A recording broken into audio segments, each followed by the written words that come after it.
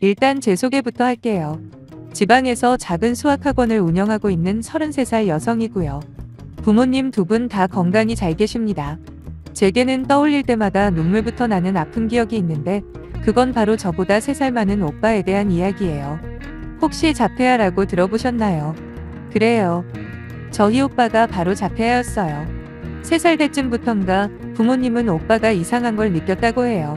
도통 말도 늘지 않고 이름을 불러도 쳐다보지 않거나 몇 시간 동안 물건을 잡고 일렬로 줄을 세우더래요.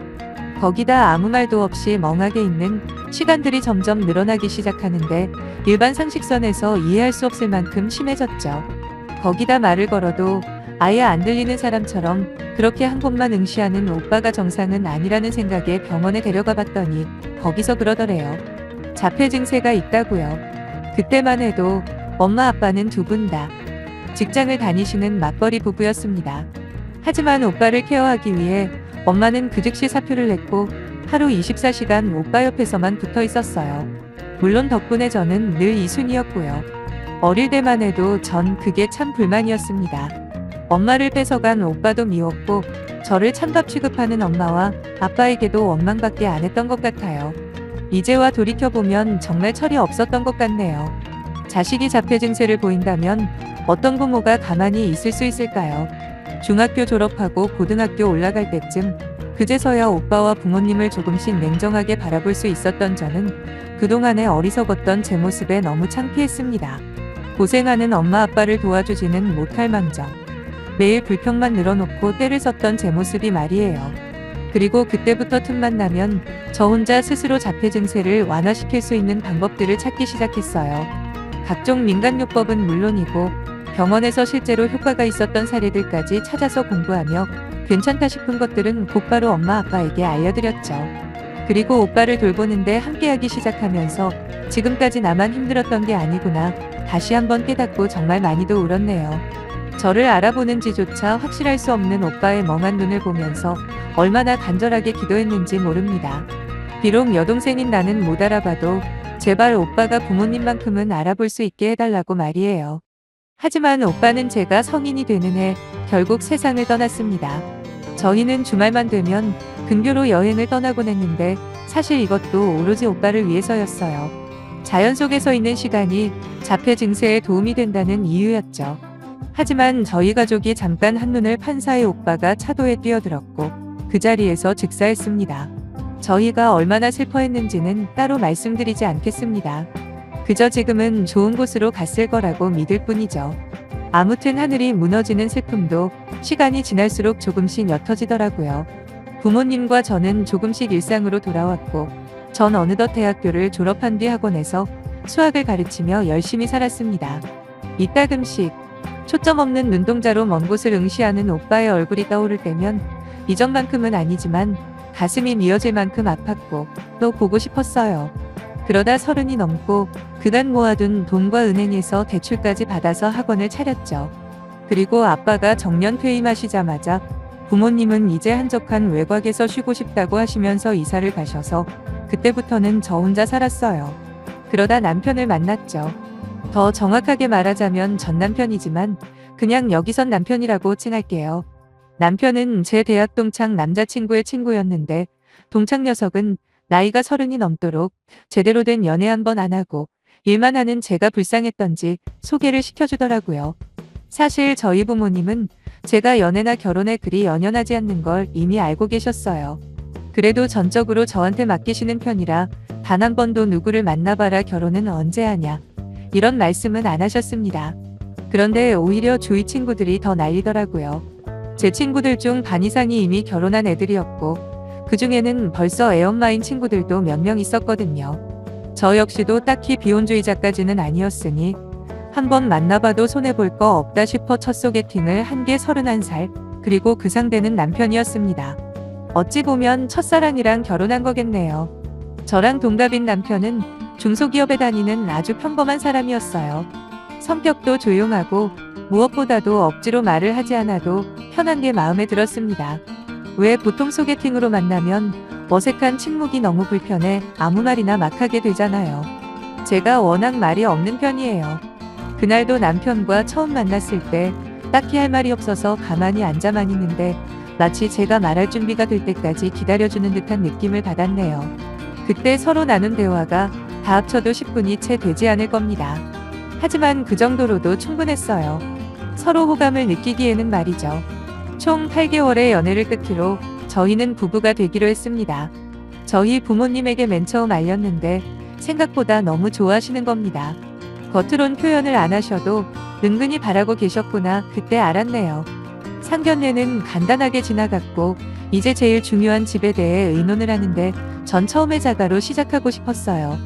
부모님도 여유가 있으신 편이었고 무엇보다도 제가 그동안 벌어놓은 게 제법 되었거든요. 남편이 가져오는 돈과 제 돈을 합치면 대출 끼지 않아도 충분히 그 지역에서 둘이 살만한 아파트 하나는 얻을 수 있었는데 이상하게도 남편은 전세를 고집하는 겁니다. 나중에 어떻게 될지 모르는데 괜히 벌써부터 집을 샀다가 상황이 바뀌기라도 하면 어쩌냐고 하면서요.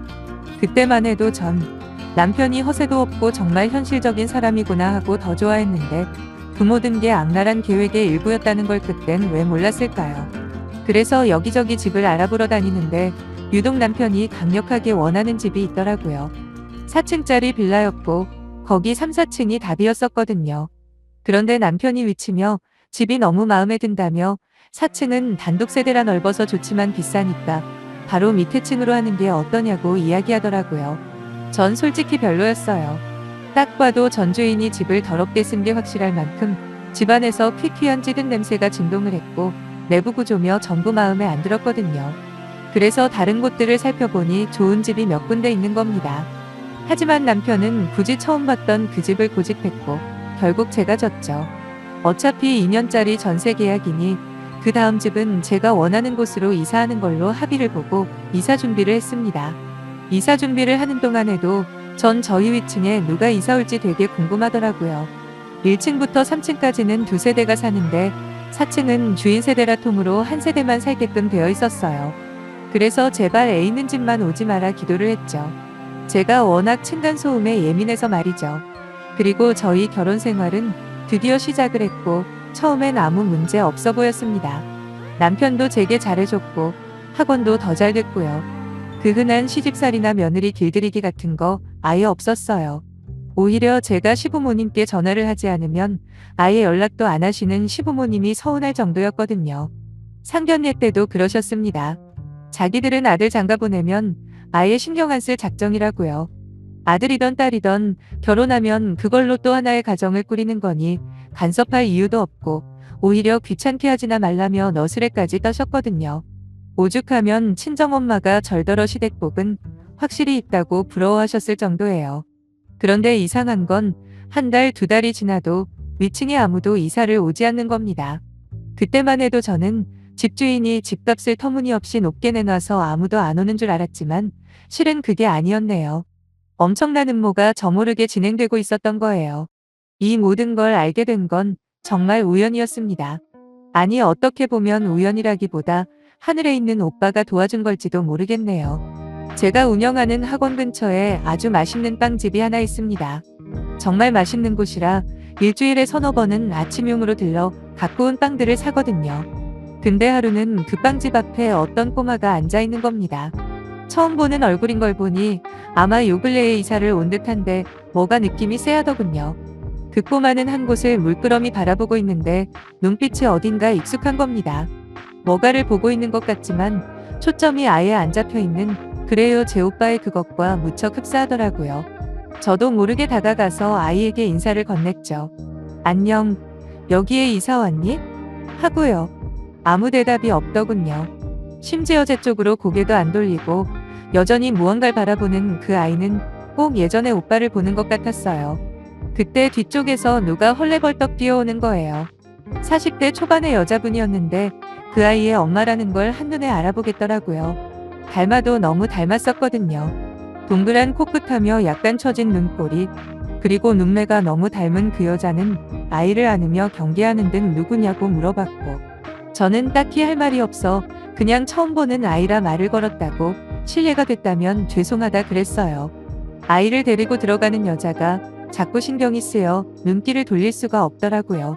알고 보니 그 여자는 우리 동네에 새로 이사 온 여자였는데 부동산 사무실을 새로 열었다고 했습니다. 그 후로 꼬마아이는 빵집 냄새가 좋았는지 아니면 다른 이유가 있는지는 모르겠지만 그 자리에 매일 나와서 앉아 있었어요. 몇 시간 동안 한 곳만 바라보는 그 아이는 분명 정상이 아니었죠. 정상이라면 어떻게 한 번의 움직임도 없이 몇 시간 동안 있을 수 있겠어요. 그건 제가 너무도 잘 아는 자폐 초기 증상이었습니다. 저도 모르게 그 아이의 엄마에게 오빠 이야기를 털어놨습니다. 지금 생각해도 왜 그랬는지는 모르겠네요. 아무튼 뭐라도 도움을 주고 싶었어요. 웬만한 의사들보다 자폐 증상에 있어서만큼은 잘한다고 자부했거든요. 그 여자는 제 이야기를 듣더니 마음 문을 열었고 얼마 전 남편과 이혼하고 여기로 왔다고 하더라고요. 이혼 사유는 당연히 아이 때문이었답니다. 남편이라는 인간은 오랜 시간 아이를 보살피는 삶에 지쳤다고 솔직하게 말하더래요. 그래서 보내줬답니다.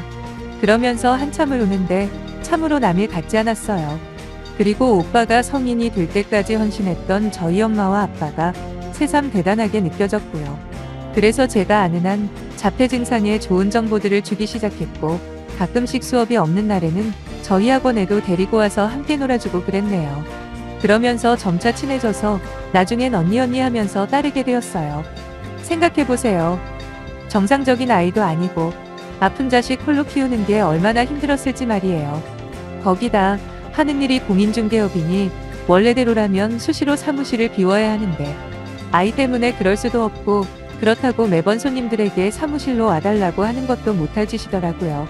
그렇게 제가 틈틈이 아이를 봐주니 언니는 너무 고맙다며 맛있는 밥도 사주고 가끔씩 자기가 했다며 반찬도 가져다 주곤 했는데 어느 순간부터 언니가 제게 할 말이 있는 듯 말을 꺼내려다 말더라고요. 제가 눈치 하나는 제법 빠르거든요. 그래서 언니한테 할 말 있으면 해보라고 했죠. 그걸 어떻게 알았냐는 듯 깜짝 놀란 언니는 한참을 망설이다 제 인생을 바꿀 엄청난 비밀을 털어놓더라고요. 여기 이사 오자마자 언니는 인근 부동산을 운영하는 사람들끼리 한번 모였다나 봐요. 아무래도 새로 온 언니의 환영식 같은 거였는데 그날 좀 이상한 이야기를 들었답니다. 처음엔 별의안한 사람도 다 있다고 치부해버렸는데 아무리 생각해도 제 이야기 같다는 거죠. 내용은 이랬습니다. 저희 빌라 4층에 꼭 이사를 오고 싶다는 노부부가 그랬다네요. 돈이 얼마가 들더라도 자신들이 사겠다며 최대한 시간을 끌어달라고 그랬다는 겁니다. 그러면서 협조해주는 부동산에게는 300만 원씩 선입금을 한 다음 추후에 자신들이 확실하게 입주하면 추가로 또 넉넉하게 수수료 및 보상을 해주겠다고 약속했다는 겁니다. 그래서 돈을 전부 마련할 때까지 그 집을 보러 온 사람들에게 은근히 다른 집부터 보여주거나 구매 의사가 있어도 별별 트집을 잡아가며 회방을 놓고 있다는 거죠. 언니는 그때 술을 많이 마셔서 정확하게 기억도 잘 안 나긴 하지만 아무리 생각해도 제가 사는 빌라 4층이 맞는 것 같아서 따로 확인을 해봤대요. 그랬더니 맞더랍니다. 그러니까 그 노부부는 저희 시부모였던 거죠. 전 처음에 믿기 힘들었어요. 절대 그런 분들로 보이지 않았거든요. 거기다 결혼하고 일절 저를 귀찮게 한 적이 없는 분들이라 설마 그랬습니다. 하지만 그 언니가 왜 제게 그런 헛소문을 퍼뜨리겠어요. 거기다 저희 집 주인은 이미 다른 지역에 집이 몇 채나 되는 건물부자라더군요. 그래서 집이 빨리 안 나가냐 재촉하는 법도 없었답니다. 부동산들 입장에선 저희 시부모를 위해 계속 묵혀두는 게 그리 어렵지는 않았겠죠. 전 일단 그 집의 주거래 부동산을 알려달라고 했습니다. 언니는 약간 망설이더니 자기도 마음이 계속 불편했다며 다른 사람도 아니고 저한테 생긴 일인데 더 이상 보고만 있을 수가 없다고 하면서 알려줬습니다. 당장 찾아갔죠. 그리고 처음엔 아무것도 모른다고 발뺌하는 그 부동산 중개인에게 이게 전부 사실이면 당신 부동산 매매 사기에 해당하는 거 모르냐. 이미 증인도 확보되어 있고 설령 증인이 아니더라도 당신이 지금까지 그 집을 팔기 위해 했던 모든 자료들만 제출해도 바로 밝혀질 건데 혼밥 먹고 싶지 않으면 좋은 말로 할 때 불라고 했습니다. 그랬더니 겁이 났던지 생각보다 쉽게 술술 불더군요. 가장 놀라운 소식은 이미 돈이 다 마련돼서 현재 가계약을 한 상태고 한 달 안에 입주를 할 예정이라는 겁니다. 제가 알기론 시댁이 그렇게 돈이 많지가 않거든요. 아무튼 전 고발을 안 한다는 각서까지 써주고 집에 가자마자 남편을 족쳤죠. 오리발 내밀 생각도 안 하더라고요. 제가 이미 모든 걸 알아보고 왔다고 하니까 기난숨만 연거푸시더니 전부 털어놓는데 구차한 변명까지 적기에는 시간 아깝고 결론만 말씀드릴게요. 저희가 결혼을 약속하고 집을 알아보기 시작할 때부터 시부모와 남편은 이미 작당 모의를 한 모양이에요. 3층과 4층이 동시에 비어있는 빌라를 보고 계획을 짰답니다. 저희 부부는 3층에 전세를 살고 시부모는 무리를 해서라도 4층을 산 다음 최대한 제 비위 맞춰가며 잘 살다가 이 집 전세가 끝나게 되면 자연스럽게 합가를 하려는 계획이었더라고요. 그러면서 하는 말이 뭐라는 줄 아세요? 자기 부모님이랑 같이 살면 좋은 점이 많답니다. 그러니 저도 손해볼 거 없지 않냐고 하는데 진짜 죽탱이를 돌려버리고 싶더라고요. 솔직히 말해서 주위 친구들 중에도 시부모님과 함께 잘 사는 애들도 제법 됩니다. 다른 건 몰라도 건강 문제나 금전적인 문제로 따로 사시는 게 불가능하면 왜 못 모시겠어요. 매정하게 모른 척하는 게 오히려 더 말이 안 된다고 생각하는 사람이거든요. 중요한 건 함께 사느냐 안 사느냐가 아니라 저 몰래 뒤에서 수작질을 했다는 거죠. 사람을 얼마나 우습게 봤으면 자기들끼리 싸바싸바해서 며느리 하나 구워 삶으려고 했을까 생각하니 너무 화가 나서 그 길로 친정으로 와버렸습니다. 당연히 이혼하자고 말하고 나왔고요. 그런데 이 찌질한 놈이 저희 집에 와서 한다는 소리 한번 보세요. 잘못했다는 말은커녕 4층 집 매매하려고 대출까지 받았는데 이렇게 헤어지면 자기는 어떡하냐는 겁니다. 듣자 하니 시부모도 대출 받을 수 있는 최대로 땡기고도 부족해 남편 놈까지 여기저기서 돈을 마련한 모양이에요. 은행에서 더 이상 대출이 안 되니 무슨 캐피탈인가 이자율 18% 가까이 되는 사금융에까지 돈을 빌린 모양인데 그건 제 상관할 바가 아니고요. 오히려 잘 됐다 싶었네요. 셋이서 며느리 하나 잡아먹으려고 하다가 제대로 피박 쓰는 꼴 아니겠어요?